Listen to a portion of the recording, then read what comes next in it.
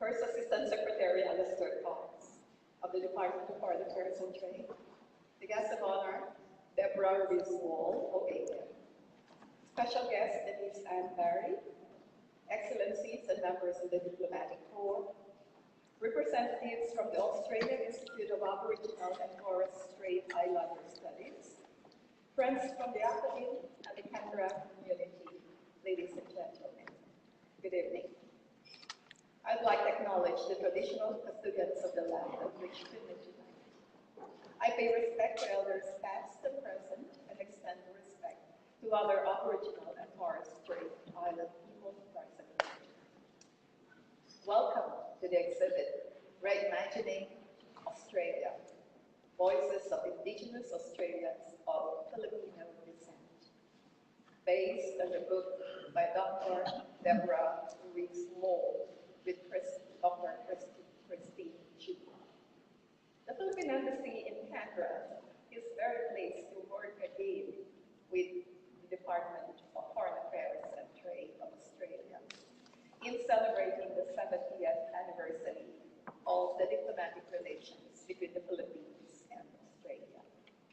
The DFAT has been a great partner, and we thank you for your continued enthusiasm and commitment in making all these milestones in our bilateral relations put to the fore for everybody to appreciate. While official diplomatic ties between the Philippines and Australia began 70 years ago, our people-to-people links started much earlier. We call the first Filipinos to arrive in Australia. We recall that the first Filipinos to arrive in Australia in the 1860s were known as the Manila Men.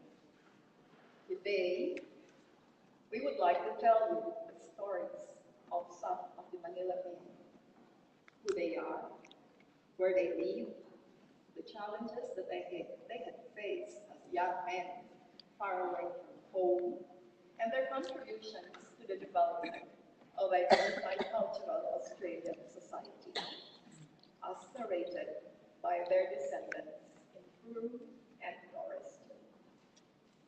You will come to know of Thomas Portoliano, who arrived in Australia in 1889. He built one of the first churches in Lombardina and had very good relations with the church. He applied for citizenship to Australia, but died an alien in this country. His great-grandson, Kevin, would embark on a journey to the birthplace of Thomas in Marinduque, Philippines, and reconnect with his Filipino roots. There is also another man, Filomeno Rodriguez, who arrived in Thursday Island from early to mid-1880s. He started as a pearl diver, then eventually became a successful entrepreneur, owning a fleet of 14 loggers and a hotel, which was then advertised as the coolest and most comfortable hotel in the tropics. Manila Men Severo Corpus, another gentleman from the Philippines, worked as a diver and a boat repairer, and later on started his own business, providing fresh water, wood, and other supplies to pearly loggers. His son Edward would become known for standing up for fellow Asians at a time when there was still segregated city at the moving house.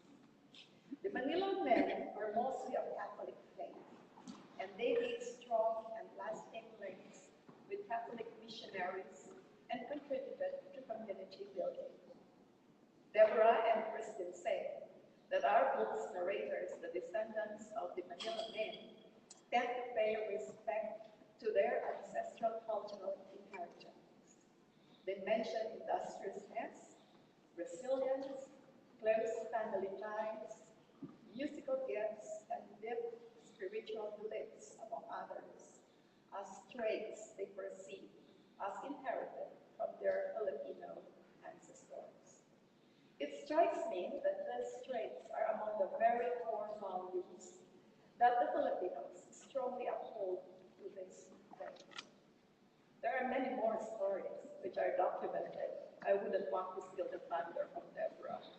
And I hope many will find the time to immerse themselves into this rich cultural history on the intimate connection between Filipinos and Australians.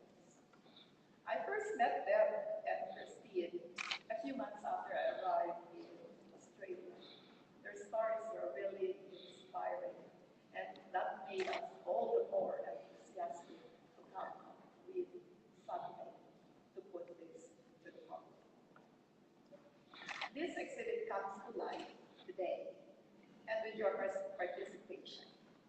We are very honored that you have taken the time tonight to celebrate with us the 70th anniversary of Philippine-Australia diplomatic relations by hearing the voices of Indigenous Australians of Filipino descent. Our vision is to have this exhibit travel throughout Australia, all the states and territories in Australia in 2017. And we hope that it will help encourage greater compassion and kindness among all peoples as we appreciate how truly intertwined our faiths are. We would like to thank Denise Ann Barry for joining us this evening. Her painting called Manila Mint, which is part of the exhibit, serves as a beautiful backdrop for our event tonight, and some more paintings are also part of this exhibit.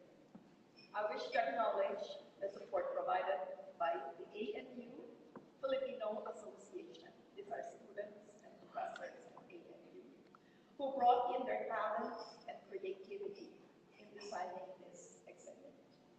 Our young Filipino students here in Australia will be instrumental in carrying out further Philippine-Australia relations as they embark on their own unique and exciting journeys. This exhibit is dedicated to the next generations of Filipino-Australians. May you be inspired by the stories of Indigenous Australians of Filipino descent to celebrate your Filipino identity